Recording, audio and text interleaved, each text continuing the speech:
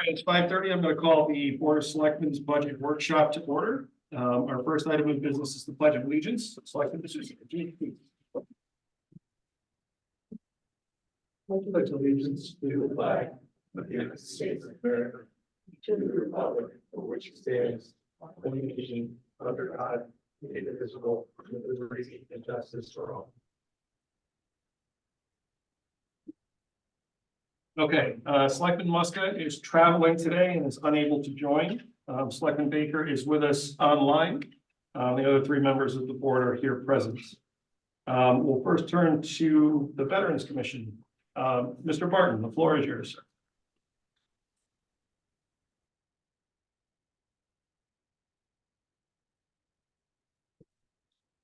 So we are requesting funding for our recording secretary. And also for the Memorial Day community activities, which is the placing of the flags at all the cemeteries. The community activity, I guess it's $1,200. Cost of the flags. And the recording secretary is $125 per meeting for 12 meetings.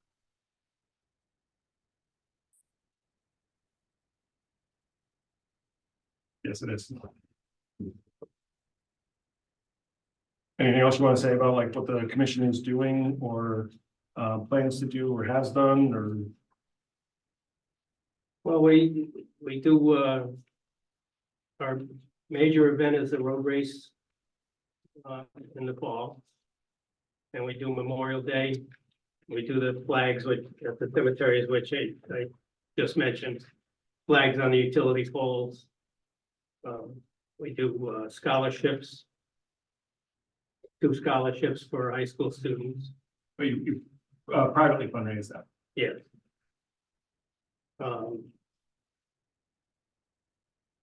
So the town's contribution is simply the recording secretary and the flags on the grave sites. Right.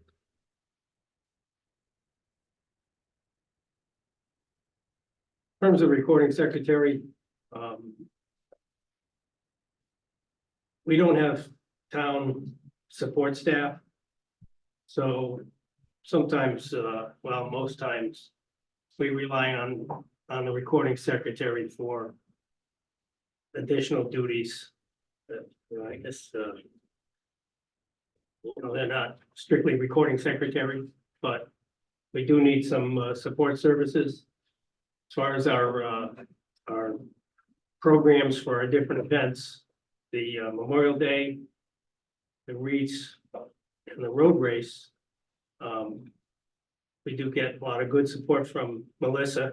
I don't say that just because she's sitting in the back of the room. No, she spends a lot of time working on those projects. She helps us out quite a bit with all that, but there are other things. There's correspondence, there's some graphic arts, certificates or whatnot. There's an online application for the flyover for Memorial Day, which I don't do too much of anything online. And so she takes care of that. It's a little bit complicated because there's 3 different agencies involved and it has to bounce back and forth, so forth. So there are a number of little things like that I have to depend on her to do. Yeah, well, I just want to thank you for the good work that you do for veterans in the community. You guys, I thought in particular, your parade last Memorial Day was the best it's been in 15 years. I mean, it was awesome. We try to get more participation too. When last year we did the part of that was a float contest, which is another one of the things that we need to make posters for and do some little extra work. So we need to get a little more participation. Well, you're certainly heading in the right direction. Yeah. Any questions or comments for Mr. Barton? Just a comment. You have a small, relatively small commission, but you folks do one of the most important things for this town because our veterans obviously have sacrificed so much, including veterans have lost their lives for all of us. So the fact that you're there, I think the hard work you do on the fundraiser is important, but the more important thing of it is the fact that you're representing, our veterans and you're bringing the community together to support veterans so it's really important. We have a variety of different commissions, but that's at the topic, you asked me, what you guys are.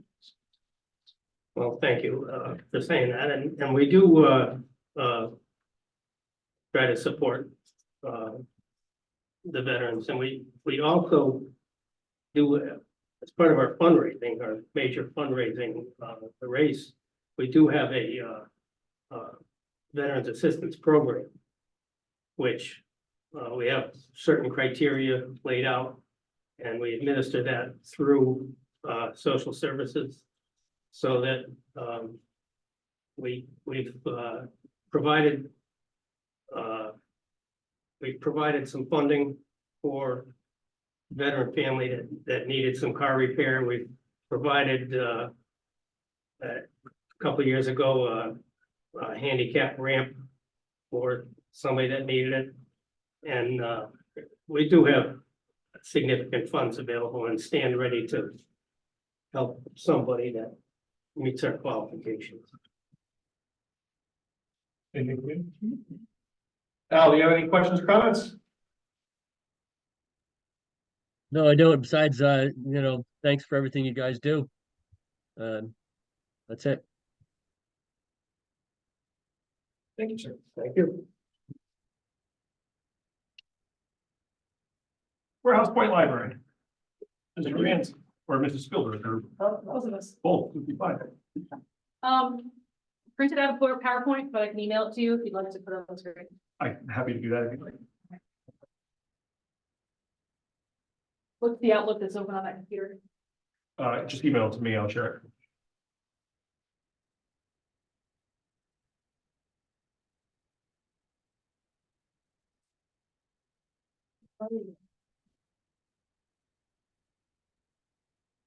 What's your email? Letter J. Yeah. B as in boy, OWSZA. Oh, there you Okay, you got it.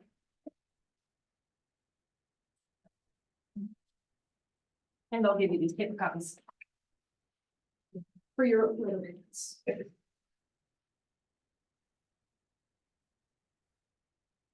And I have a couple copies for your colleagues who are not here today.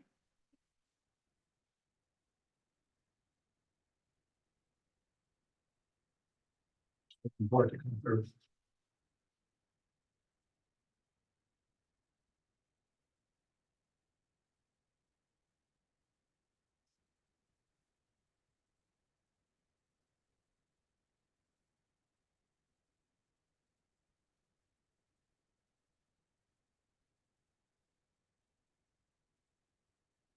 Nothing else?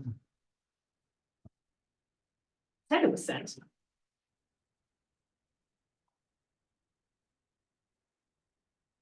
Yeah, it went through a minute ago. Updating. There it is. Oh, good. Must have gotten stuck in traffic between here and there. Yeah. It's busy though. With 5 feet between my phone and your computer.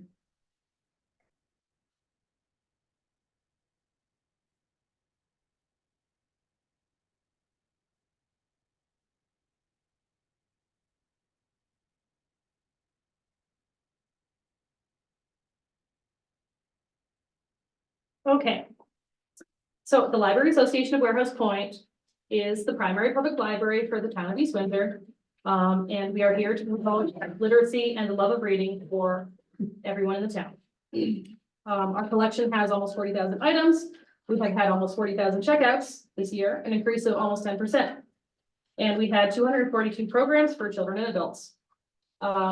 We had to cut hours during the pandemic, but we have returned them up to the previous hours of Monday, Tuesday, Wednesday from 10 to 8, Thursday and Friday from 10 to 5, and Saturdays from 10 to 3.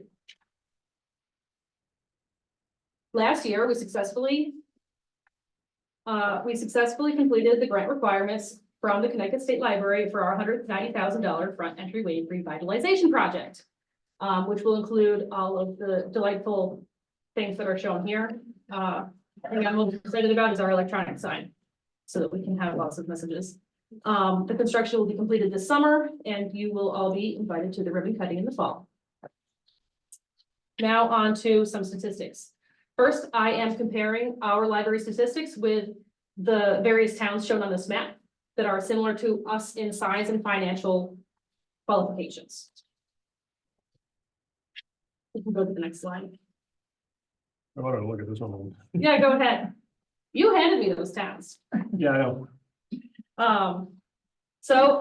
As you can see, I show the last 3 years trends of total operating income per capita compared to the municipal appropriation per capita, our percent of total municipal income, and the municipal appropriation as percent of our income. We trend a little bit lower than our comparable towns and quite a bit lower than the statewide average. But luckily, thanks to all of you here at Town Hall, it has been going up a little bit every year. And if anyone wants to ask detailed questions about these statistics, I'm happy to hear them and answer them. Most importantly, I would point out the $30.16 per capita that we are asking for from each townsperson, which is shown in the municipal appropriation per capita graph.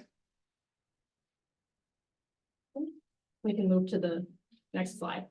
If anyone has detailed questions, I'm happy to answer them. Our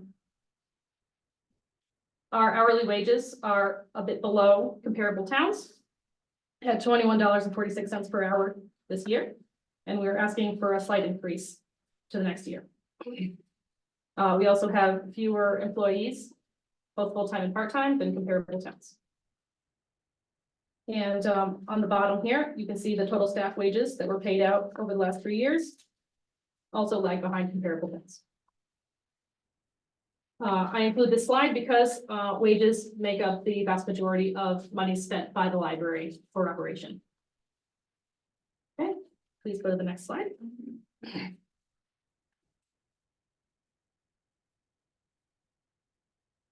So what is the return on investment for the money that's spent on the library? Books cost an average of $22.75 in 2023. Each East Windsor resident contributes $1.96 per year towards books. The average cardholder, on the other hand, saves $304 per year by borrowing from the library. And we have a wonderful example of one super user here on the screen. His name is Augustia, and his mother will borrow for him more than 350 books at the value of almost $8,000 over the course of his education. More importantly than finances, libraries are important to create the lifelong love of learning in children and adults.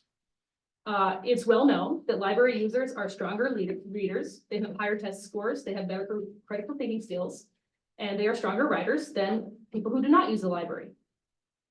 Finally, underprivileged children who use the library have better educational and financial outcomes than those who do not use the library. And this information comes from the Pew Research Center. I thought I would share that with you to understand how important it is to invest in the library.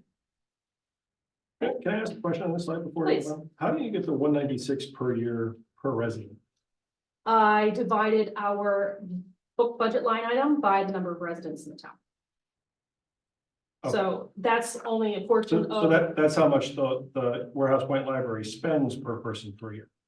that's how much we sometimes receive donations that increase it, but the line item on the budget that the town approves divides out to that number. So it's 22,000 divided by 11,190 people. Okay, thank you.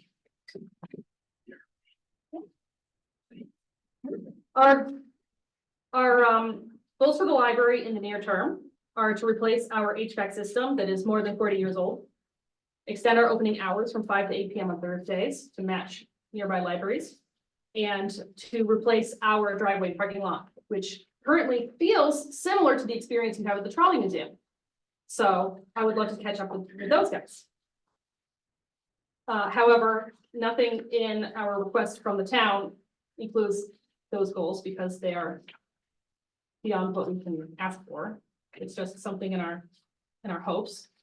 So if you go to the final slide, our request this year is for $337,450. This is an increase of $27,450 from last year. And this will cover primarily salary increases to prevent pay compression and cover our increased costs for insurance, utilities, and building maintenance. All other line items have been kept the same as last year, or if possible, we have cut them out. And that is the end of my request. Thank you. Mrs. Spielberg, anything you'd like to add? No, I think it's my own. Thank you. Any questions or comments from members of the board?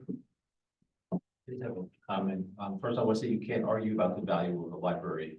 You've made a good case, but you don't really need to. I think anybody that, hopefully everybody who's in our community understands the value, and our library is in very good hands. And you've been doing great work, you and the staff and the board, your full board is doing really well. So, anyways, I want to say thank you. Thank you. That's it. Al? Yeah, I guess I would echo Keith's comments, and I'd just like to say, I think that the library is a really important part of the community, and I'm really happy that we've been able to start to catch you guys up over the last few years, and hope we can continue that trend. Thanks, Alan. I will do want to add something if I may now. Sure. That Erin is our second director who's a library, who has a MLS in library sciences. So we're very excited that we're able to finally have somebody with a professional degree in library sciences. And I think it's helpful that the town has been more supportive, that we've been able to afford that we become, more wanted by other people with professional degrees to want to help run our services. And I think that's really helped improve our library immensely. Well, we're happy to have her and happy to help however we can. And I'm very happy to be here. And if anybody follows the Facebook page, you've increased a lot of your activities there this year. That's been noticed on Facebook. And the number of participants have also increased. And you changed from just having the younger children there to having adults there and having adult programs. So I think starting the adult programs where you have is certainly. Well, it was easy for me because that's what I did back in the Bronx. So I won't pretend that it was a huge struggle. But I'm very proud to announce that we had 48 people attend our Iwo Jima program on Saturday. I saw the photo of that packed house. Yeah, it's in the presentation, actually. Yeah. But the good work. Thank you. Thanks, ladies. Thank you very much. Mrs. Williams, arts and culture.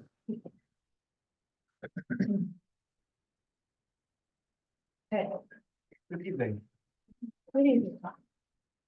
I have some pictures to accompany my presentations. Just examples of projects that we've done over the past year.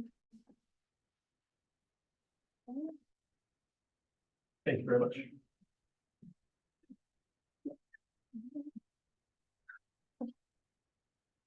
Here, tab one. The arts and culture's budget request for this year is $4,100. This is comprised of the same $4,000 that we were budgeted last year, plus the allotted 2% increase we were allowed to ask for, and an additional $20 just to round it up.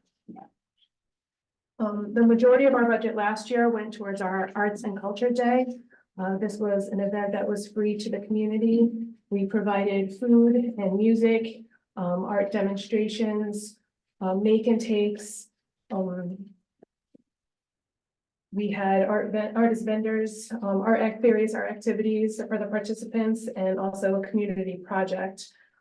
It was a great opportunity for community members to appreciate art and also to become artists themselves. Last year was our first Arts and Culture Day. It was held in the pouring rain, but we still had around 100 participants. This year, we're hoping for better weather and more participants. And we anticipate spending a little over $2,000 on the event this year. The first couple of pictures are some kids decorating their arts and culture t-shirt with fabric pens. The second one is one of the musical acts that we had. There are 3 high school students, 1 East Windsor High School student, and 2, I think the other 2 are from Talland High School. And the last picture is one of our Arts and Culture Committee members, Karen Stavalone, demonstrating her craft. Our committee also has several recurring activities with the schools. Last year with Broadbrook Elementary, we started the Rock River Project. Every fourth grader is given a river rock to decorate. And these will be placed outside in one area. Every year, the fourth graders will decorate more rocks and it will create this beautiful, colorful winding river along the front of the school. These are pictures of actual rocks that they created last year. And this is just an idea of what it would look like when it's, as it continues every year. The Arts and Culture Committee donated the pens to paint the rocks last year.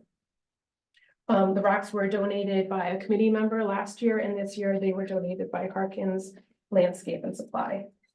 At the high school, we started the graduation board project where every graduating senior gets a blank palette board that they are allowed to customize. These are then bound together and displayed outside of the graduation ceremony. After the ceremony, each of the graduates gets to take their board home. We get the pallets for free on the side of the road. The Arts and Culture Committee members break them down and cut them and sand them and paint them to give to the seniors, and the high school provides the paint and the time for them to decorate them. And the activity was such a success last year that we're doing it again this year. So these are pictures of some of the boards that they did, and this is a picture of them bound together and displayed outside of the graduation ceremony. We're continuing to add to our selfie boards. This is one of the first projects we did when we weren't a line item in the budget yet. We would collaborate with different East Windsor entities and organizations that held townwide events. So our first selfie board was for the Broadbrook Fire Department for the Torchlight Parade. We did one for Parks and Rec for all of their various activities throughout the year. We created one for the American Heritage River Commission for their annual first day hike. And this year we added one for the Veterans Commission for their annual Veterans Day road race. We get the boards for free. They're just doors that are donated to us. And then we supply the paint, and the entity or organization that we collaborate with provides the idea for the design, or we present them with one, and then we work together on how to create the design. Every year our committee holds a contest. The first year it was a logo contest, logo. The second year we held a photography contest. And this year we're holding a birdhouse decorating contest. We have almost 40 people interested in decorating a birdhouse this year. Once they're completed, they are going to be displayed at our Arts and Culture Day on May 18th. And we have 5 different decorating categories. There's going to be one winner in each category. They're going to win a gift certificate that is provided by the committee, and they're going to be voted on by the participants at Arts and Culture Day. That's how we'll decide the winners. The first 12 birdhouses were donated by Home Depot, and we are buying. Oh, there's a picture of the selfie board. We have a couple of projects going on this spring. We are going to be painting the soccer kit board at Osborne Field. Actually, some high school students are going to be painting it. The soccer club provided the paints, and we are going to be providing refreshments for the students who are completing the project. This is a picture of the design of that's going on the kickboard. Thanks to a grant from the Greater Together Community Fund, we were able to commission the building of 2 wheelchair accessible picnic tables and 2 Adirondack chairs. One of the picnic tables is going to go at East Windsor Park. It is going to be decorated by the participants of Arts and Culture Day. The designing of it is going to be facilitated by a local artist, and we will be paying her stipend. The other wheelchair accessible table is going to be going to the Warehouse Point Library, and that is going to be decorated by a local artist. We'll be paying her stipend and for the materials. And the 2 Adirondack chairs will go to the high school, and the high school students will paint them and a design of their choice, and we will provide the materials for that project. We also have an open mic night scheduled for the end of April. Here's a picture of what the tables will look like. The cutout is actually in the middle of the bench, so that the person in the wheelchair doesn't have to sit at the end. They're actually right in the middle of it. And then this is an example of what the top of it decorated might look like. Another project that we hope to make a reality is to take a decommissioned bus shelter that's currently sitting in Hartford and create a art installation / seating area at East Windsor Park with it. We have an artist in mind for the project. The bus shelter is going to cost us $50 to obtain. The rest of the project, I'm not sure what the budget is for it, but it will be paid for through crowdfunding with the help of Sustainable CT. Another project we completed last year was a collaboration with the American Heritage River Commission, where we had a barred owl carving created, and then it's now mounted near the trailhead of the Scantic River State Park. And two more upcoming projects we're hoping to complete within the next year is hopefully partnering with the Warehouse Point Library to do an indoor mural.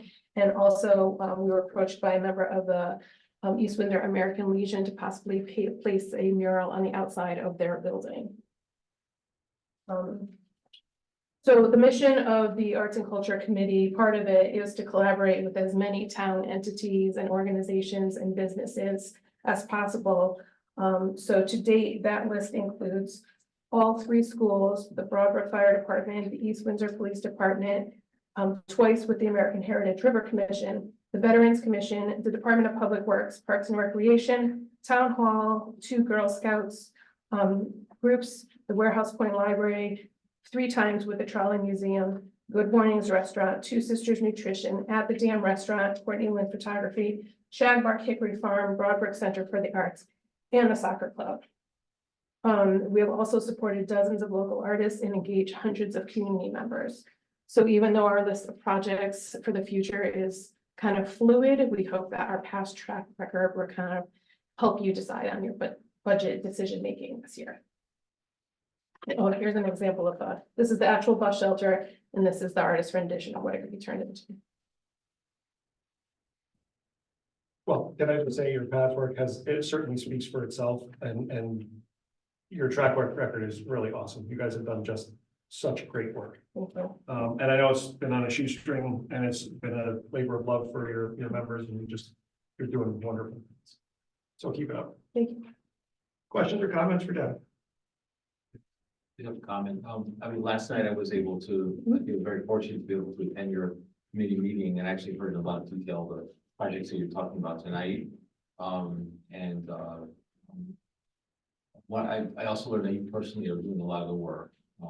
So I wanted to say thank you to you for all of your hard work on that committee, because I don't think that without your individual efforts, and the same with you, Al, I don't think that the committee would be, or not committee, the work would be quite what it is, because he's put a lot of effort into it. Thank you. Right. Well, she already knows how I feel about everything she does, so yeah, it's nothing new. 10 times what he said, and even though you do a lot of the work, you do have other people, that there, but this rendition of this shelter, is just gonna be amazing when it's completed. But I missed your, event last year, your first event, Ultimate Culture, but I have proof I sent my entire family, because I was never. May 18th this year, same day, East Windsor Park. And they came back and said it was the best thing they ever haven't gone to up there.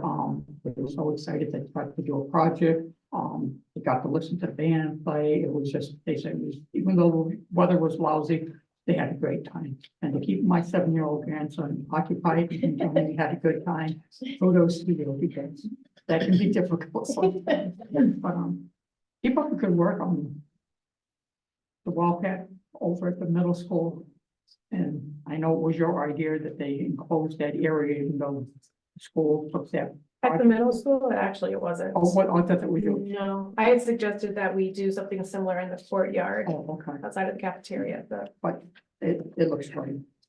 yeah. Oh, I forgot to mention the mural over at the Broadbrook School. Right, the because mural one at of the our committee Broadbrook members School. painted that. So. Yeah, they come out well, and I'm not sure if you had anything to do with the tree that got taken down at the Broadbrook School, or if it was just somebody that did it because of what we did with the owl, because they took, when the tree came down, they took that stump and they volunteered and carved it out into, I think it's a bear. Bulldog. It's a bulldog. Bulldog. Their mascot, Oh, yes.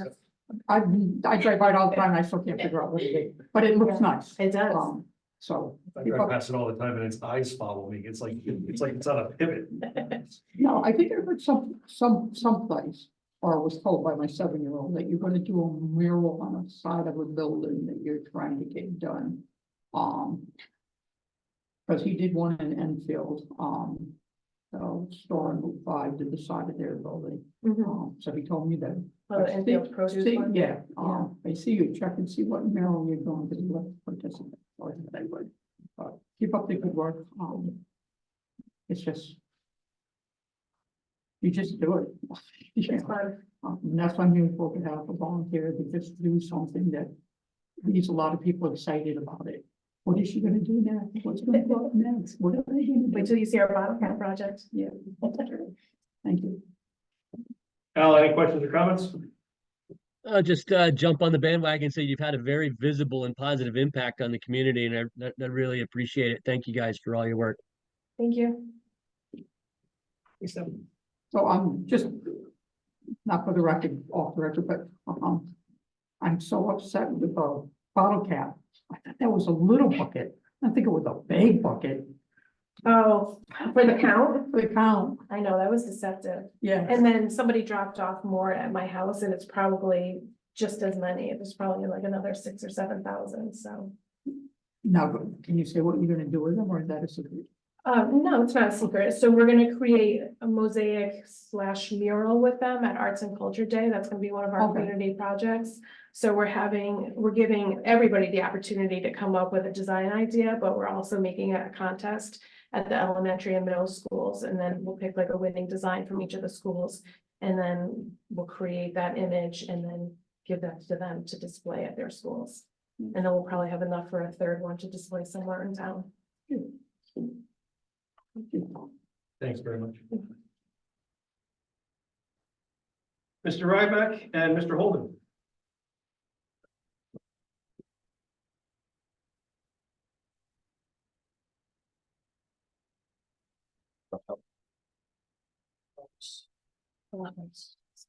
Thank you, sir.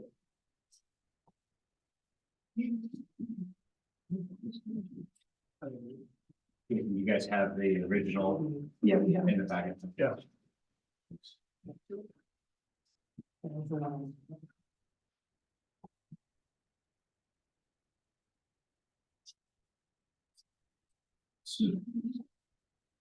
They're under activities and fees in section 1. Thank you.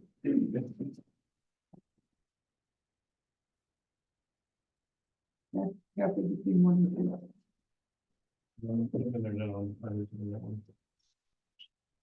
Sorry, Kevin.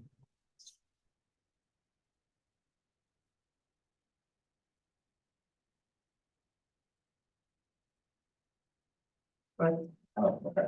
Want to make sure you had it. Oh, I got it. It's stacks of stuff. Yeah, so this year our budget request is $52,000. A lot of that is being driven by the increasing cost of lawn care and snow plowing. So most of what we do in the cemetery, and most of what we report to do in the cemetery is primarily mowing grass. You know, maintaining and mowing the grass, and then, you know, plowing the roads in the cemeteries that have those, which is about $60,000 of our expenses. You know, the remaining budget each year that we submit it is designed for improvements to, you know, the roads and driveways, tree work, most of which is to prevent any, you know, limbs from falling that are safety concerns. And then, you know, occasional fence repair. And Austin was nice enough to put together a little supplemental packet with some examples for you guys. So I'll let him kind of talk to that. So myself and another member, we took a drive out to each of the cemeteries and we realized that Melrose, Springdale, North Main, and Town Street were in relatively good shape. Any concerns were just from 2, which was Scannick and Windsorville Scannick. That project right there is just maintenance, tree removal. A couple of the trees appear to be falling apart, and they're right by where people park or a procession may be. So that's more of the pressing project maintenance. And then the other one is Windsorville Cemetery, which is probably the project to be done down the road, but it's in need of new asphalt. And then there is at least priority on there was the tree limb hanging over the fence. As that's away from generally where anyone would stand, so it's still a potential risk, but it's not too much of a hazard at the moment. It looks alive and no bark removal or bark falling off of it. And that's about it for the larger projects. If there is anything smaller like fence repair, that would probably be done being on here with. And do you guys do the cemetery that's over on the corner of Pleasant Street? Yes, that's Northern. North Main, we do. Because that was a pretty rough shape last Memorial Day. There was stones were leaning, grass was tall. I just pointed out. Yeah, generally, we don't touch stones because they're, the property of the family. So we don't necessarily want to take a position on whether they want it maintained a certain way. That's Well, it's because the ground is all peat. right. And those stones are probably the oldest, some of the oldest stones in town. I just throw it out there. Yeah, they're probably so old they weren't given a proper foundation when they were installed many years ago. Now, all the stones are required to have a concrete foundation so that doesn't So, happen. so what you're saying, if the stones are knocked over, they're gonna stay that way unless somebody else fixes them? I guess it would be up to the descendants of whoever to decide if they want to repair the stone or not, because they would have originally purchased that stone. Okay. Can I ask you a couple of questions? I just wanted to get some basic understanding, because I'm not familiar with exactly the situation. So you named at least like 5 different cemeteries. Are there more than 5? So I'm just giving that ballpark. There's one more, but that's taken There's care of. Windsorville, Scannick, Melrose, Springdale, North Main, and Town Street, Melrose. We said the Melrose. one in Warehouse Point. Town Street's the one in front of Southern Hall. Oh, what's the other one called down behind Geisler's? North Main. North Main, sorry. So Where's that?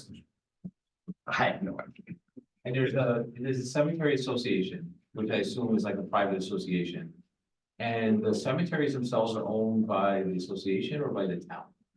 But By the town. By the town. So this is town property. And so these people that were buried there were like historic, it's a historic burial place. Are they currently being used for burials, or are these maintained as historical cemeteries? some of them are not taking any new burials. Right. And then probably the more popular one right now would be Springdale. Yeah, the most the active burials are in Springdale, Windsorville, and Melrose. So there are still active burials going on in these cemeteries that are town-owned property. I assume like the one on Rice Street is privately owned, St. Catherine's. St. Catherine's, right, yeah. okay. So the cemetery association raises funds or manages the upkeep of the cemetery, is that it? You pay somebody, or is it? Yeah, we do the basic maintenance and Right. beautification. And as some of you were saying, like if there's stones falling and things, that's up to the decedents that you said, or the descendants, decedents of the person that died, right? For the most part. Okay, and then you get funding from the town. What portion of your total that necessity needs for finances just roughly, just ballpark, is coming from the town? All of it, or a portion of it? Yeah, 25 from the town last year. Yes. yeah, so So like $5,000. 25,000. 25,000 from the town out of, well, we don't do all that stuff every day. I mean, mowing and plowing is like 60. Okay, so other sources are providing additional revenue for it. Right, so we also manage the, I guess, the sale of the perpetual care. So when you quote buy a lot, Right. you're not actually buying the lot, you're buying the care of whoever's buried there. So that money comes into a fund, that fund's invested. And the principal on that is never touched. It's just the income that's taken off of that. And what's the oldest cemetery of all of these? Is there one that's oldest or? It's a good question. I would be, I'd probably be one of the two in Warehouse Point. Where else point one? Yeah, And are they, are these like the original burying places? Are there other private cemeteries in town where you would have old burying places and these are the public ones and there were differences? Or is this what the town had primarily other than the church cemeteries for a while, if you know? I think this is what the town had, right? Okay. So there's, you know, most of it is owned by the town. There's a piece of land that the association bought to, or did a trade with the neighbor to extend the road in Melrose? No, sorry, Scannick. Scannick Cemetery. So it's now a little bit of a combination, Right. you know, and then the association occasionally, if something were to come available that borders the cemetery, we may consider whether it makes sense to purchase that for future expansion. Right. So like in Windsorville, for example, there's additional space. It's currently wooded. And at some point in time, those trees would have to be removed to be able to expand the cemetery. You know, I'm just thinking there's cemeteries you see in odd spots in different towns. And I just, the one, I'm seeing the one in Vernon on 83. Dobson. Is that what it's called? I'm corner of 83 and Dobson. It's right there, and then on the other side, you have like a CVS or something, and then you have all those fast food places across the street. And it's like right there, and it's kind of like lost because people drive by it, and these are like burial places where people, you know, their families die. It's just interesting. It'd be great if you could, I mean, I like to hear that you're continuing to see if you can expand it or preserve it and keep it, so that it's part of our community and that we appreciate it. Because of the people that lives here and who dies here and it doesn't turn into like the down. You know what I'm talking about, right? Yeah. It's like weird because it's like in that spot. You see those all over the place. Yeah. You know, people, they do development all around them. And then you're just left with an isolated place that people bury. That's it. Thank you for the answers. Appreciate it. Yeah. All right, any questions or comments? Al, anything from you? Yeah, you know, I've kind of forgotten over the years. I was wondering if you could give me a refresher on how that perpetual care fund works.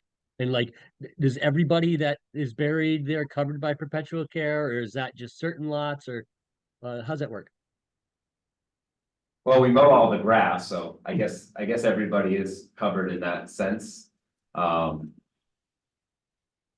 know, I don't know exactly how old that perpetual care fund is. It's probably coming up on around 100 years that the association's been in existence, but I'm not 100% sure if they were managing the collection of the perpetual care money from the inception of the organization. There are funds on record that go back through all of the town-owned cemeteries, so it's very possible that. So what does the perpetual care fund actually cover? So you mentioned mowing the grass. What else? You know, the cemeteries that do have roads, we plow the snow so that they can get in to do a burial or people can visit. And then it's really just, you know, any trees that need to be maintained, or if a fence needs to be maintained. And then other than that, the association is in charge of the burials. So anytime someone's buried in that particular cemetery, you know, we arrange the burial.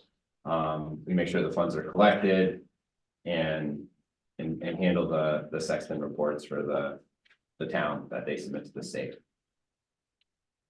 As part of the sexton job and the reports and all that, I mean, are you guys setting the headstones and you know, grass seed over the fresh grave, that kind of stuff? If someone wants to purchase a stone, then they would go through our vendor, and that we have approved to put in the foundation, because we want to make sure that the foundation is set correctly. And then whoever they want to buy the monument from, they can have that, you know, delivered and put on top of that. Okay, thanks. Yep, Thanks very much, guys. Much appreciated. thank you. Thank you. Registrars of voters.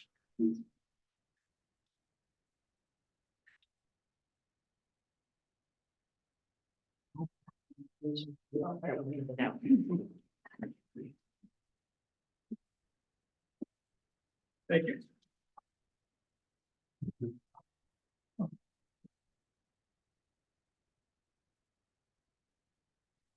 The budget this year took a radical turn because the state has now introduced what they call early voting. I first heard about early voting probably in the summer. And we then would, Karen and I would attend the rollback conferences, and we'd get a little bit more information from the Secretary of State. And when we came back to the office, there'd be a revision. And we had probably 9 revisions, what they call their temporary or early voting annual training manual. But in any event, the budget that we're proposing really doesn't have much difference in the areas of printing and binding and travel supplies, machine, media cards, and educational dues and fees. Where the radical increases have come from, and they're large, comes from the number of people we have to staff for. And that is set by statute. We are going to run with 5 positions for, was it 26 days? 25 days.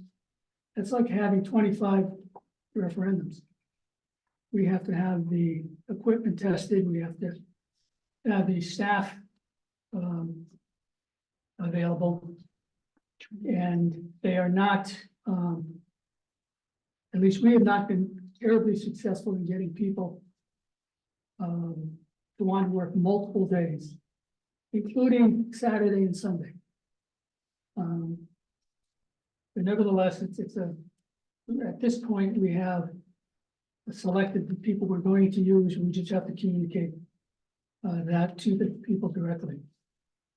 We have submitted, as part of our package,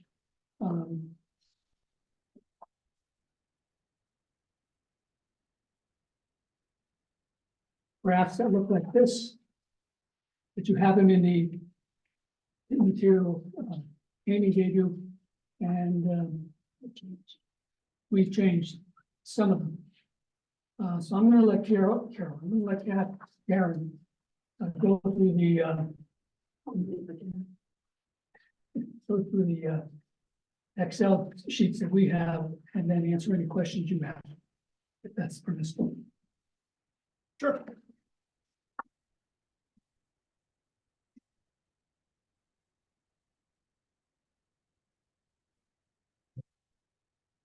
I get up. No.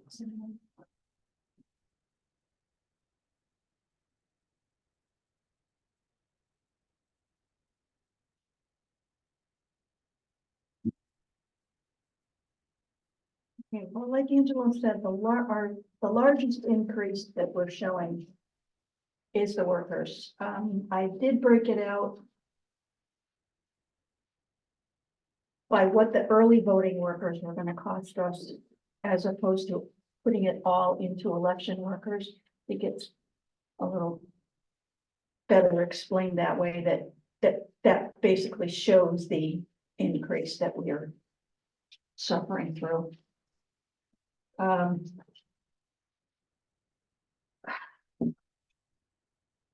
We have, we did put in a slightly larger increase for ourselves, up to 3.5%.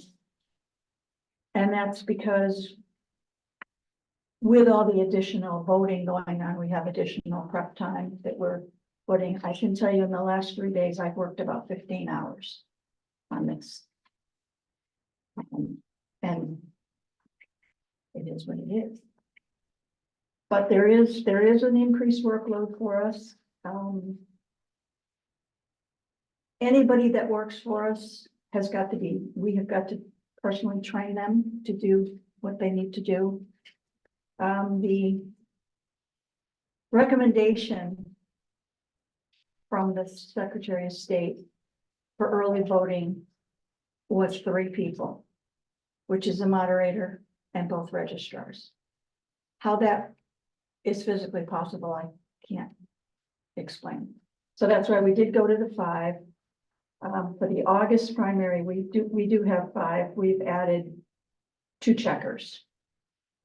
And on that August primary, all of the early voting will be held in Warehouse Point at the annex. There won't be any early voting in Broadway. It's all going to be in the annex. You said you're gonna have a total of 5 people? We tried to keep it to their recommendations, but in some instances, we just can't. So a total of 5 people for the state primary in August. That includes the registrants. Right, Oh, okay. yeah. Okay, so 3, well, I was counting you and making 7, stuff right? Oh, no, 2 register, no, that's the Two first registrars. spreadsheet that under the budget And shows 3 you others. who's working. We did increase the checkers' pay to $450 from $325, because they're also going to be operating as ballot clerks. A ballot clerk typically makes $275 per day, which the two positions together is $600. And we've put them in for $450. So we've basically cut pay to cut people to try to keep as low as we possibly can, but and then on that first sheet, you'll see where the additional duties, like the registrars. We won't be using tabulator tenders for early voting. All the ballots will just be sealed and put in our fireproof safe. And then the next day they'll be transported to the town clerk's vault. So we won't be counting those early ballots until the actual election day. Transported by whom?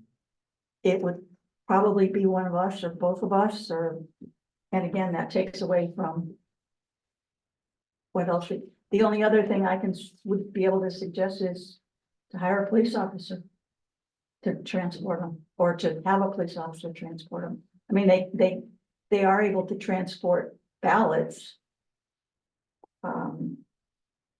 Chain of custody is important. It is, they really should be done by us. And right now, we're going to have the registered voters, just one registered voters, deliver the ballots to the town clerk. They're all sealed, they'll all be sealed. And the only thing Amy will do is take them and put them in a secure location inside the vault. Because our fireproof safe is actually in our office.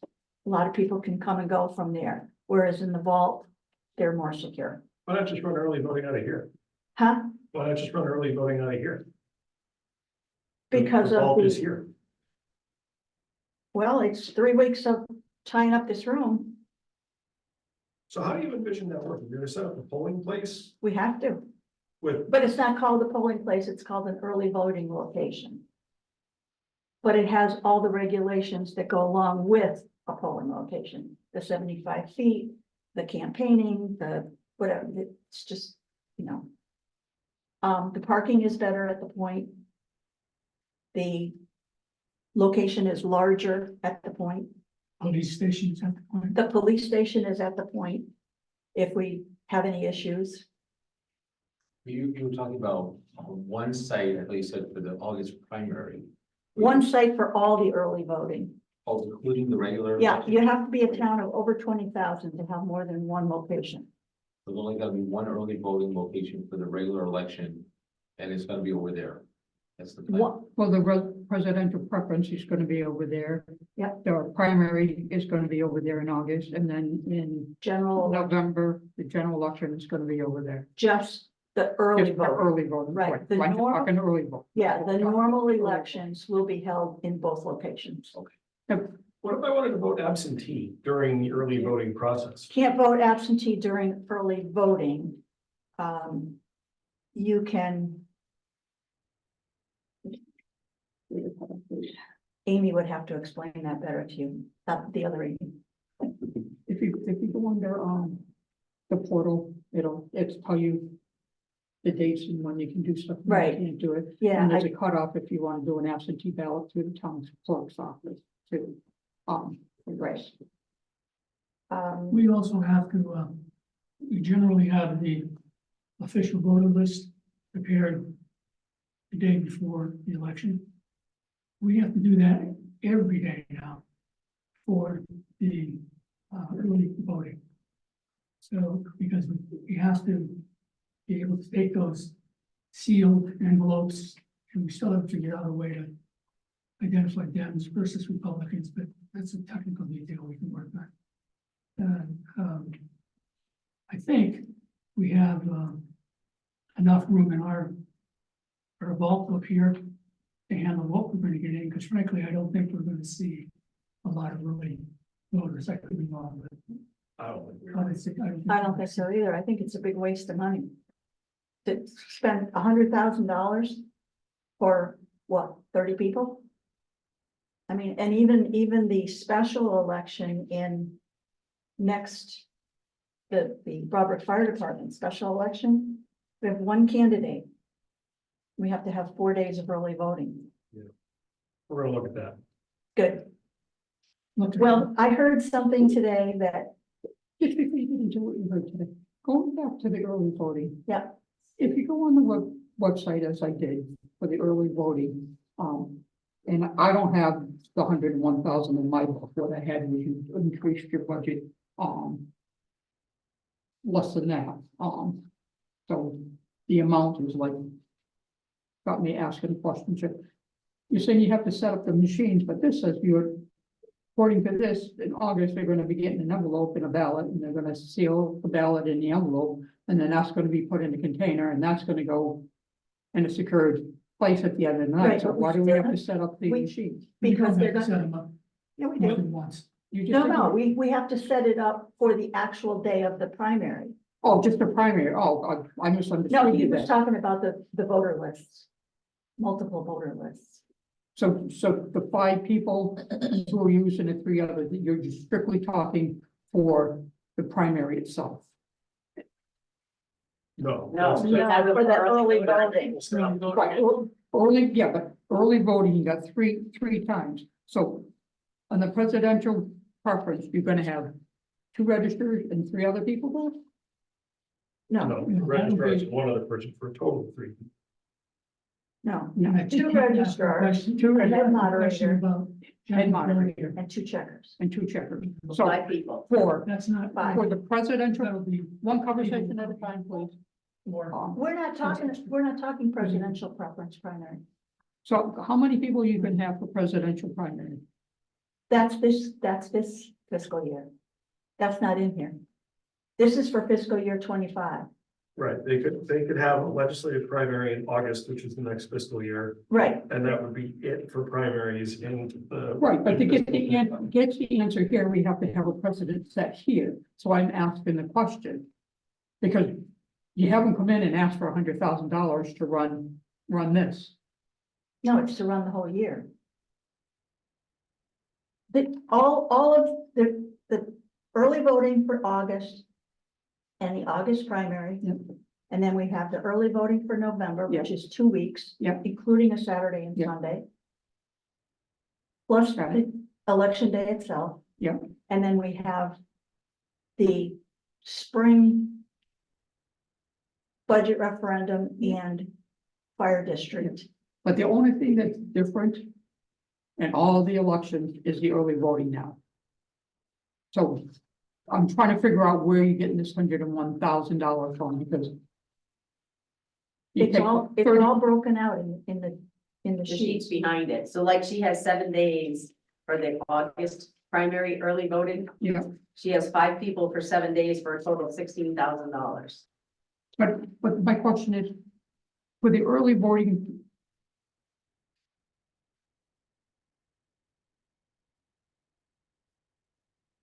I just don't see the number of people coming in to warrant $100,000 when the state is only willing to give you up to 10,000. 500. And that has to be used by December 31st. Right. Right, But and most of that is probably, for what it's gonna cost to do that. that's correct. The early. Oh, I agree. I don't think we're getting, I wouldn't argue with the point. I think $101,000 shouldn't be responsibility, at least 100% responsibility of the towns. But we don't have that option. We have. Right, and I understand, but I'm just, for me, because maybe I'm slow, I don't know. But, so let's just stick to the 4 days during the presidential preference. They're gonna come in, do their paperwork, put it in an envelope, it's gonna go in the container, and that's gonna find its way to the safe at the end of the day. But that's not $101,000. I know that. So that's a total of gonna be a total of whatever, how it meant, I think it's 32 hours altogether, times 2 people, 64 hours. So then you get down to the early voting primary, okay? Then that's 7 days before.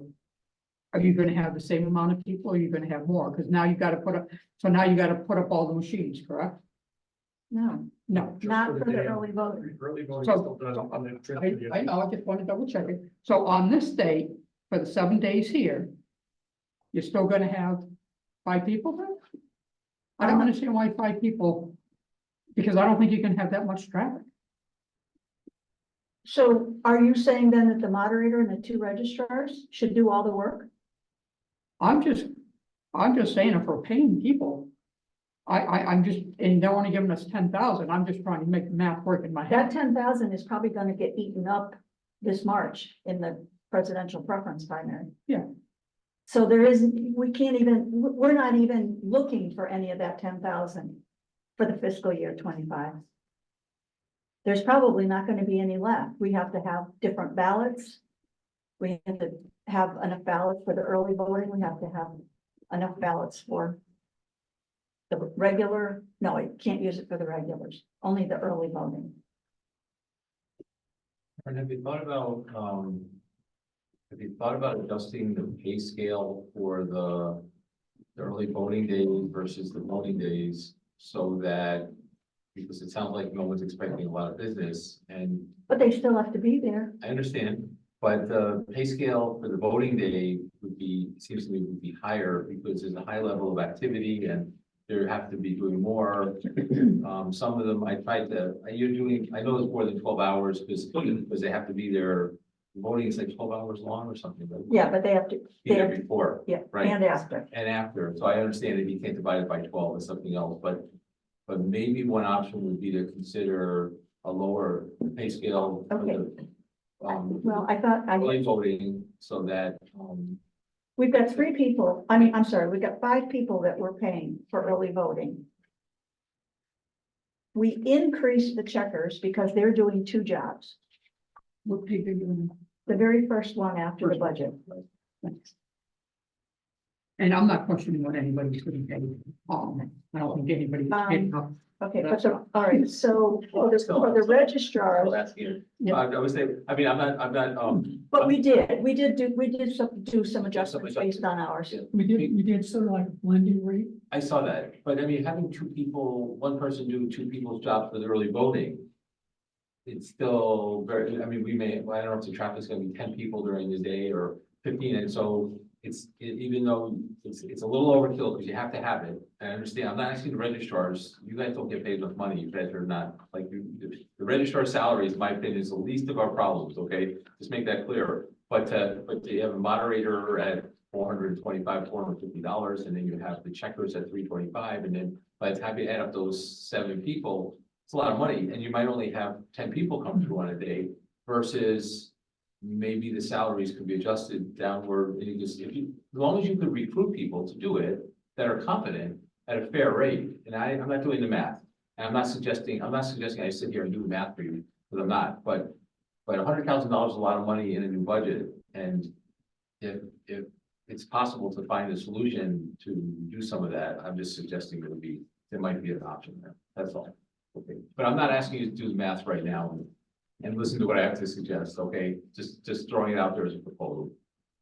Yeah, I don't know where we'd cut anybody. I mean, how, we have in the past, when people have worked, say, a half a day as a ballot clerk, Right, who makes a lot less than a checker, right. and the other half day as a checker. We've paid them the true half and half. We didn't take a ballot clerk, give that person the ballot clerk pay, and then say, oh, by the way, this afternoon you're gonna be a checker.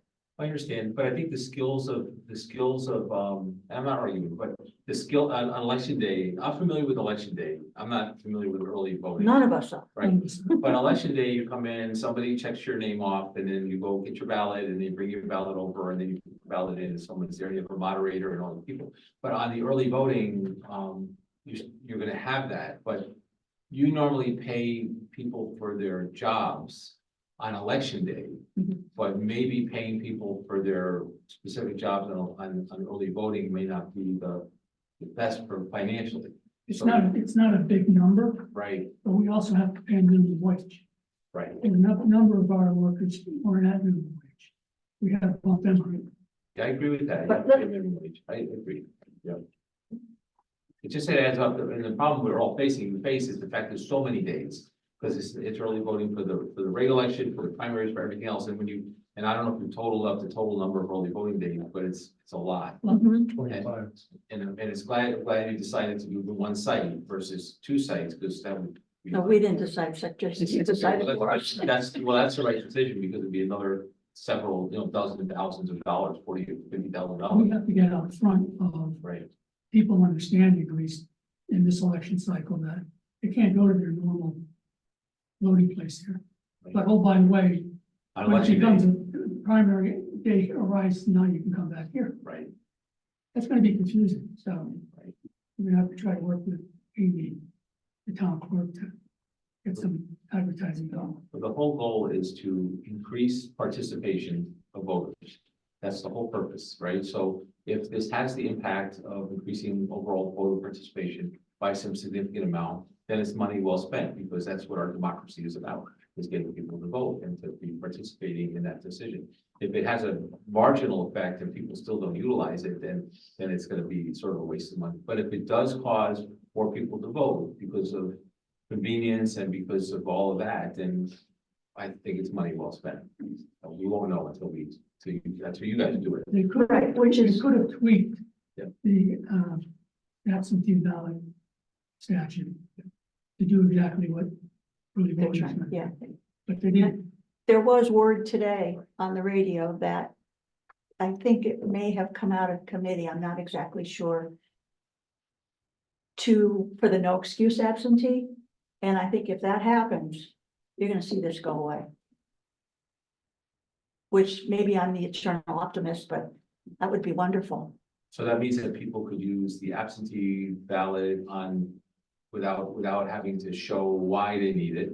And they Correct. could- So theoretically, they could come here, you could have an absentee ballot station somewhere, Well, they'd have to all go through the town clerk's so through office. town clerk, but they would walk in, get their ballot, and they could fill it out perhaps in the Put it right town in the hall box. somewhere, and then just put it in the box.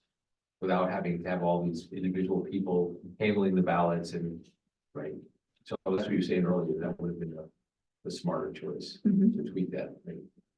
But I think, well, it's my opinion, I think they didn't wanna, they wanted to ease into it.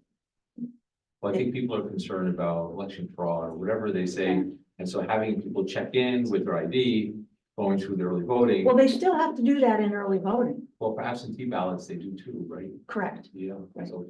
they- But now on the early voting, you said they come in, they grab a ballot. The reason we have to have the checkers is the checkers have to make sure that, because it's actually, we're running a District 1 and a District 2 all in one location. So you're supposed to have 2 checkers for each line. We're going with 1 checker for each line. And that checker is also going to be the ballot clerk. So that checker has to get the ID, issue the correct ballot. It's a little more in detail than what they normally do. So I wouldn't want to cut their pay for early voting because they're, Well, I hear what you're saying, but they're also may only be doing that 10 times during the day, so. that's true, It's a that's trade-off. true, but they're there. Will, You have a lot of empathy for your workers, because you have to, I well, understand. and they're hard to find, you know, a lot of them, and if we start cutting their pay, they're not gonna work. They're just not gonna work anymore.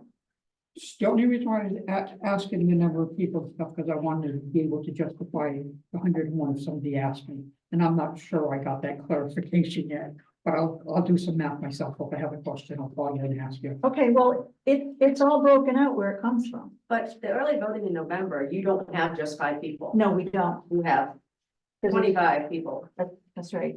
every day. That's 75,000 of it.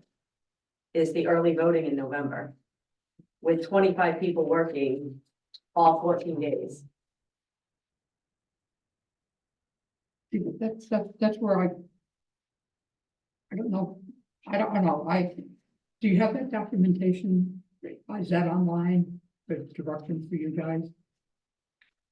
Because on the voting day, I can see that many people on voting day, but for the 14 days prior to that, to staff all them people, unless it's mandated by the state, I'm not sure it's necessary in my mind. I could be 100% wrong, so I need you guys to tell me what I'm. The what only, that is. the only early voting that has a large number of workers is the general election. The other early votings are 5, Why is that any different? But because it's a presidential election. People turn out for. Right, but a presidential election over 14 days of early voting versus a presidential primary over 7 days of early voting shouldn't yield a considerable difference. Well, except for we have to have the SDR, which used to be called EDR, election day, right now it's same day registration. We have to have we put in for 2 ballot clerks for each district on that. that makes sense. On the actual day of the, No, on the early voting. And those rates that are in there, those are reduced rates for the number of hours. They're normally an election day is 16 hours. This presidential in November, or this general in November, we've got 2 13-hour days and 12 9-hour days. So they are still, they're almost, You got 10 to 6. no, we have 9:30 to 6:30. The polls are open 10 to 6, but we can't Oh, walk you're in. backing up the time. for Yeah, people well, to get it's there. like That makes on sense. election. That makes sense. That makes sense. I missed that. I mean, we don't have to set up the tabulators on the early voting, but we have to put out the signs, Yeah. put up the signage. Yeah.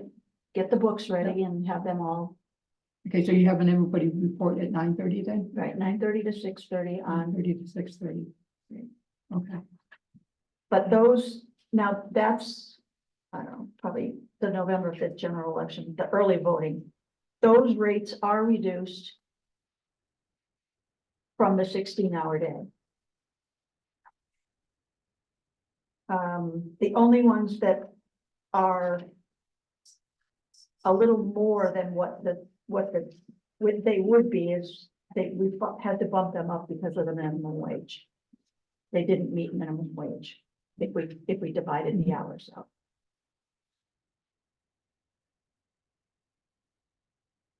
What does your column E on your spreadsheet represent? What is my what? Your $12 each, what is that? Meals. Oh, that's meals.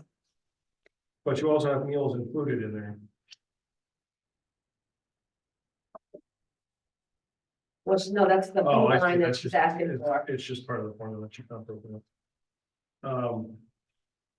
So why are we covering meals for people who are not working a full 16-hour day? If it's a 9-day shift, we don't do that for town employees. But town employees have the option to go out and get food. Our people don't, they can't leave. They don't get an hour for lunch, they get maybe a 15-minute break, 20-minute break. It's something that's we would not have a place for a refrigerator. Which. Yeah, I mean, I have a little college dorm refrigerator. We can't put, they can't all put their meals in there. But that's an aside, they could bring their own cooler, I guess, but I just. Well, like Keith said, I'm empathetic towards them, I just don't think they should be forced to stay in one location. Having always received a meal, or 2 meals actually on a 16-hour day. And then be told, well, we're reducing your pay, but you're also gonna have to pay for your own lunch. You're also going to bring your own lunch. That to me is just. So I had staff look at what other towns are doing. Both in terms of their staffing for early voting and their rates of pay for early voting. And I think you guys need to take a hard look at those comparable, at what other communities are doing, because just the back of the envelope suggests that we're significantly out of line. And I can provide copies of this to you guys for you to take a look at. Oh, you did? I wish I'd had it before I spent all day doing this.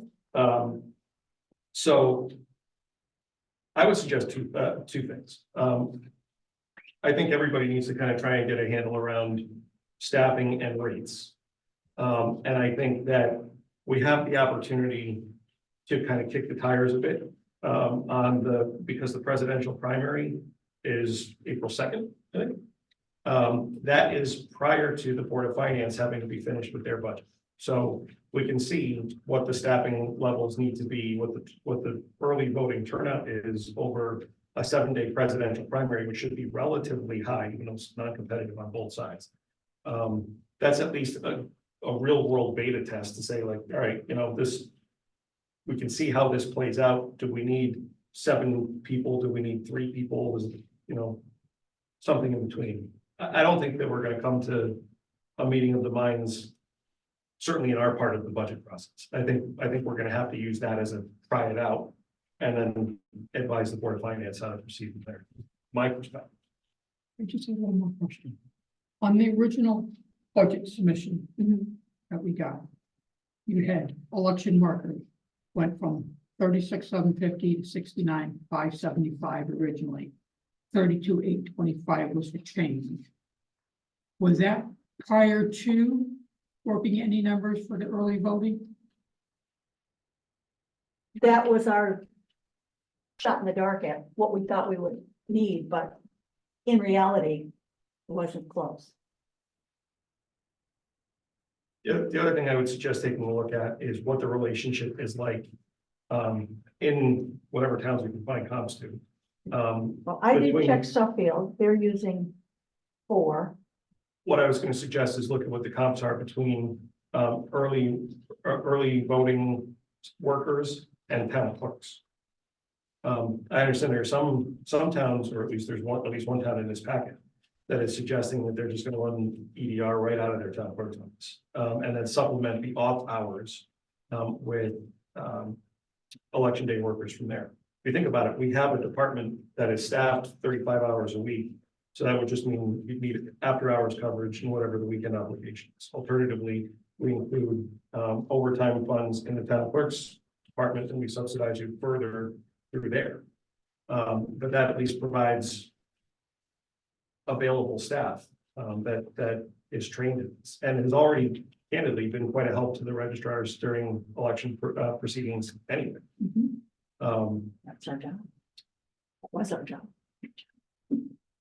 So I think I think we all need to kind of like maybe have an offline meeting and say, like, what can we come up with that's going to be workable for what our Band-Aid is, but also not cripple our budget. I mean, I think your second iteration of your budget had your budget request more than the tax collector's office and more than the town clerk's office. There's just no way that could be real.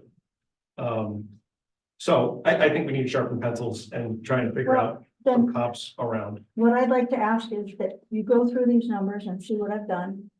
Yeah, absolutely. And let us have copies of what you have there, and then sit down together, because it's gotta be a personal sit down to go through this together, to bump off each other. For me to sit behind a computer for 6 or 7 hours. Trying to do it on my own, it's just not possible. It seems, the town clerk idea doesn't seem outlandish, but she was in here the other day and talking about their work, and they're very busy. Mhm. And so you just gotta be careful, I think, making sure that you don't overwhelm them and Correct. push to save the funds here, overwhelm them where they also have to meet other responsibilities and do everything right. They can make mistakes over there. And so now we're gonna ask them to, people come in, I do their identification, do the checking, do all these pieces. I think it might be different if it was, as you said earlier, we both were talking about, if they changed the law to essentially use the absentee ballot process, directly for early voting, might be different, because they're probably really quick at it. But if they have to, in that office, go through the process of doing the checking and just, addresses in the 2 districts and do the whole thing, it just seems like there's problems. And I just want to also comment that, I'm not sure, I think the budget is a lot to absorb, a change in the budget. And it's hard for everybody, including you folks and the community, to look at this and say, okay, a new $100,000 just appeared for early voting. At the same time, as I said earlier, in terms of town priorities, voting is the bedrock of our democracy. And even though it only comes around a couple times a year, I personally think it is a higher priority than some other areas that are also important in town. I would put this at a higher priority in terms of voting than in some other areas in town. So, and I'm not sure if we scrutinize other areas as hard as we want to scrutinize these folks in terms of their. They're being scrutinized because this is new and I can't get my head wrapped around the numbers. And if I can't get my head wrapped around the numbers and the gentleman in the audience says, I didn't quite get that, can you explain it to me? And I can't explain it, I'm gonna look foolish. So I rather look foolish here and get the information we need. Oh, Maria, I wasn't criticizing Yeah. you for asking. I think what you should ask, we should all be looking at it carefully. I wasn't suggesting. Yeah, that we do and then, we got her figures, and Yeah. then I haven't even looked at this because we just got this tonight. Right. I didn't look at this because this is what I had. And there was never any update given prior to tonight. So when I looked at this number of $100,000, and all of the work that I did for, going through and trying to do calculation stuff was for not also, and I don't get paid. Yeah, So- so what you got tonight. Our numbers are less than what was given, what I gave you tonight is less than what you were given tonight. Yeah, the other set of numbers I gave you, the revised budget that's in that stack that you just talked about that you haven't looked at yet. That had their revised budget in it of $150,000 increase. So this says 150 and this one says 101. One. I have 103. This would change. Oh, 101. Yeah, 101. So this is different than this. So which one am I I using? didn't know, that's the most current. She didn't, I didn't know she went through and revised. It's the 101. Jason, what Yes, sir. responsibilities would the town clerk have? I don't know that they, I'm sorry, in terms of what? What part of the election process do you envision being transferred to the town clerk? Well, they administer the absentee ballot process as it stands. They have access to CBRS, and I would imagine that takes some of the workload off of you guys, because when somebody, I'm making this up, but when somebody comes in and they submit a request to do an absentee ballot, Amy logs those in the CBRS. She would have the same access to do that with EDR or SDR, whatever they're called, the extended stuff. But if there was a dispute or conflict or who knows what question, any kind of a question regarding whether this person is or is not able to vote in primary because CBRS says that he's a Republican and he says, oh no, I'm a Democrat. Who would, Well, that's true. The clerk doesn't handle that aspect of it. I'm not suggesting it's a substitution for the problem in total, but it is certainly, it's a resource that we have, and we're fortunate that Amy is on the ball as she is, and has been so willing to help in the past. And I can tell you that there are other towns that are doing it. So there's a model, or at least there's a back of an envelope. Nobody really does.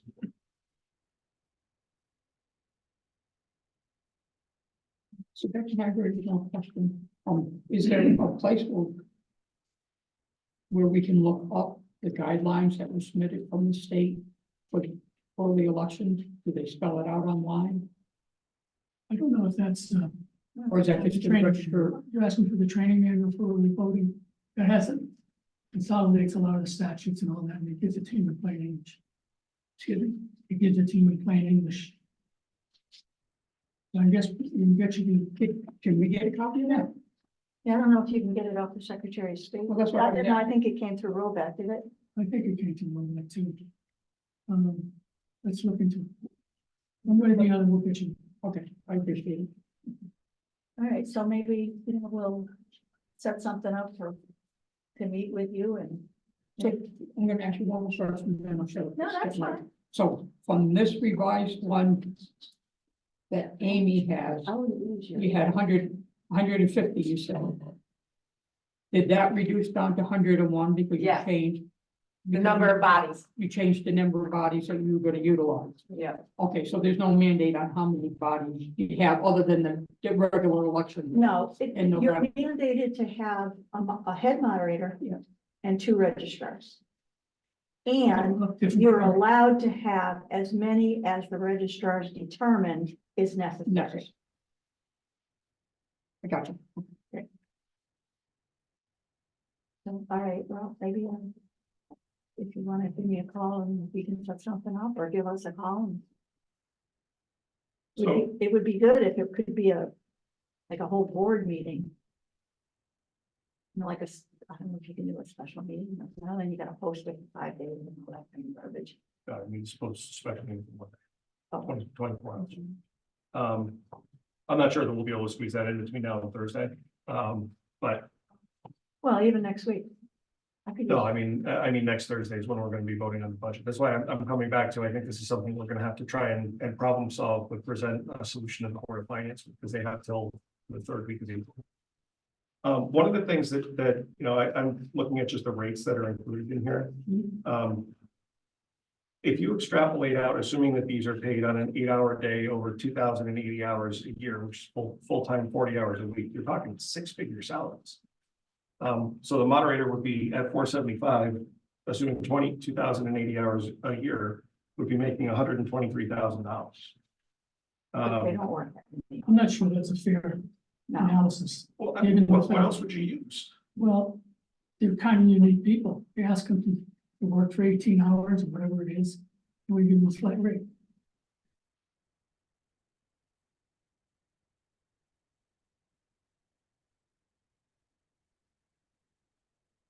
Oh, like I said, I think we need to dig into the numbers a If you, bit. if you do the individual math per hour. That somebody that was getting paid $125 an hour, they were being paid under minimum wage. And I think at one time I figured out it was something like $5.87, so we're looking at 120.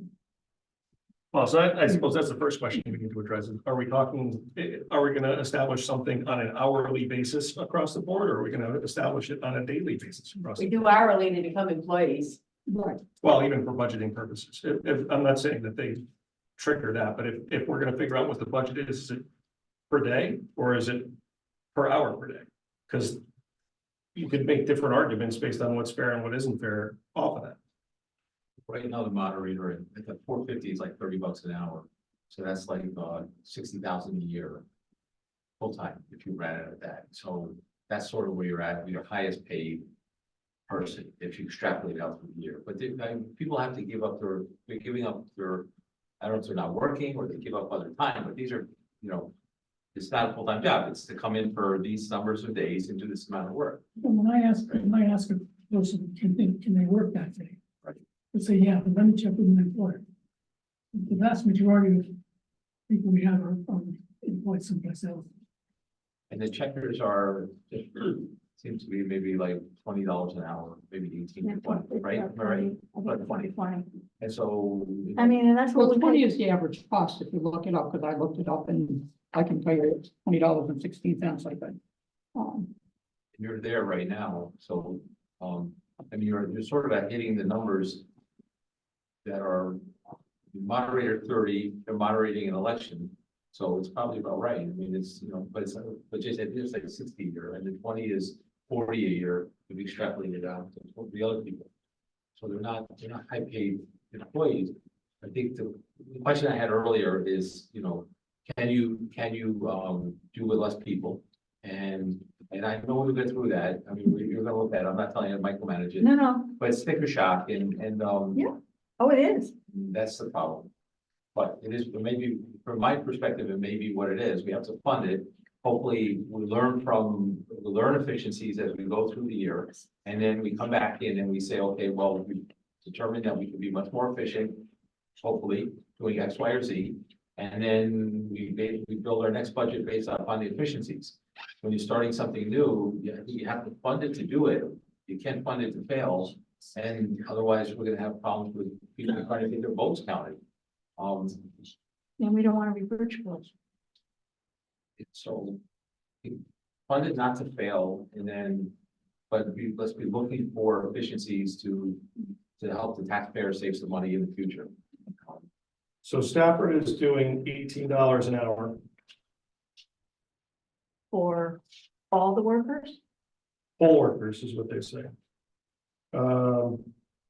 Slightly, and they say slightly more for moderators, but they don't elaborate as what that is. $18 an hour in Stafford. Coventry is $20 an hour for the registrars, but election workers get paid minimum, moderators get paid $19.69. East Granby registrars are 25 to 30 an hour, depending on certification. Poll workers are $20 an hour. Non-registrar appointed workers, I don't know what that means, are $18 an hour. I think the rest of this goes into staffing lines. Yeah, I mean, there's pencil sharpening to do here. And how many workers are they using? For Some say 2, some say 4, some say just the registrars with one other. Yeah. Those are the emails they got, right? Yeah. Yeah. You have a package. I gave Angelo a package for both himself and for you of the same information that the board got.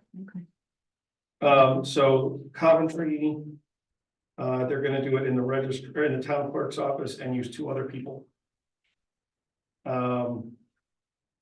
Windsor Locks, Unless the town clerk has a moderator, they'd be violating the ordinance. Well, maybe that's one of the 2 other people. the town of Windsor Locks is using 6 poll workers. Tolland is using, it looks like only 2 out of the town clerk's office. I'm sorry, 2 out of the registrar's office. Canton is using 4 to 5 people, more likely 4, they say. Stafford is using 2 from each party, so 4. And Granby, it looks to me like they are doing 6. 3 from each party. So there's your sample so far. Keep aggregating them, but It would be good if they had if we could get the total budget for those towns too. Like, Yeah, what is their total budget for this process? But just going back to the registrars paying hourly, I mean, you guys make like, is it like, how much, like 14 a year or something? No, Was it 17. 17, about 17? 17. So, you know, if you're working 20 hours a week, that's 1,000 hours a year, so you're making $17. Then the registrar is a very, is a skilled position. And I mean, you wouldn't pay a registrar $70 an hour, I don't think, anywhere. I mean, if you do, then you're basically paying like a high school person to be a registrar of voters. I think that would be a good idea. Nothing wrong with high school people, but you know, it's nice that, so I don't mean to say anything. No, offensive to- inexperienced. Inexperienced because you have a lot of training and you have to know the law and. And we're required to be state certified. Right. Which a lot of town positions are not. You know, I know the town clerk is required, but that's a town doing. It's not required by the state. Programs are offered through the state, but it's the towns that make the determination if they want them to be certified. But the registrars are required by the state to be certified, and if they're not certified, they can't keep their jobs. Which is interesting because they're elected. I know. It all stems from the How problems are you gonna throw out an downstate, elected official without an election? huh? How are you gonna throw out an elected official without an election? Okay. Okay. It's a kooky system. Impeach me. All right, So you have two stipend employees? Yeah, Angela and I. Oh, I had no idea what you called yourself, so thank you for that clarification. I just copied it from last year. Okay. They don't have to work X number of hours a week. They give us a time card, but they get paid the same amount of money Right, I each understand. payroll, no matter Yeah. how many hours they work. I understand. Which isn't fair either. They do some. Throw that out there, that's not fair either. I expect to get paid for the hours I work. Except this job, Huh? except this job. I gave up the stipend that we got when I was with Linda Roberts because of budget issue and concern. Biggest mistake that I ever made was to Vote for that. vote for that.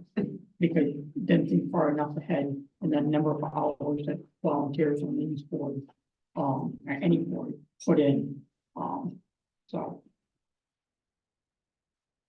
Al, you have anything? Well, it's certainly a lot to chew on, and I just want to, at this point in time, just say thank you to Karen and Angelo for all your work. I know it's been a lot of change, and it's hard to get your head around that sometimes. But I'm sure we'll come to some sort of conclusion that works for all of us for too long. Thank you. All right, we're gonna move on to public participation. Is there anybody who would like to address the members of the Board of Selectmen? I'll ask first if there's anybody in the room and then provide an opportunity to anybody who may be with us online. Is there anybody who would like to address the board? Yes, sir. Name and address, please. I'm Buckley, Kings Court, Broadbrook. Question for the cemetery crew. If you bring in a stone, a marker, does that become town property or is it still? The people bringing that stone, the town wants paying for, it, right? It would still be, from my understanding, it would still be the family's property, it would not be my property. Now, to have that stone put in, there's a certain number of plots you have to purchase or is it just one? Most places it's 4. Right. It still holds up to the regular town. Okay. You can buy those in advance, so that, Yes, they'd have to get purchased prior to the. yes, you could purchase them for years ahead and do it right. Okay, and they can come in anytime and change the stone if they want, but for any reason, add on or, whatever. The some stones are made for 4, Right, and you come and just add to it. I don't know any instances of it, so I don't have an answer for you on that. I'll write it down and look into it. Any questions or comments for the board? Is there anybody online who would like to address the members of the Board of Selectmen? Before we adjourn, I just want to announce we're going to cancel tomorrow night's budget workshop, and it'll be rescheduled for the 7th at 5:30. It's the next Board of Selectmen regular meeting night. So we'll continue our budget deliberations at 5:30 on the 7th. And then anything that carries over from there, we'll finish in the regular meeting of the Board of Selectmen. May I have a motion to adjourn? Motion has been made and seconded. All in favor? We are Aye. at 7:09 PM. Thanks, everybody.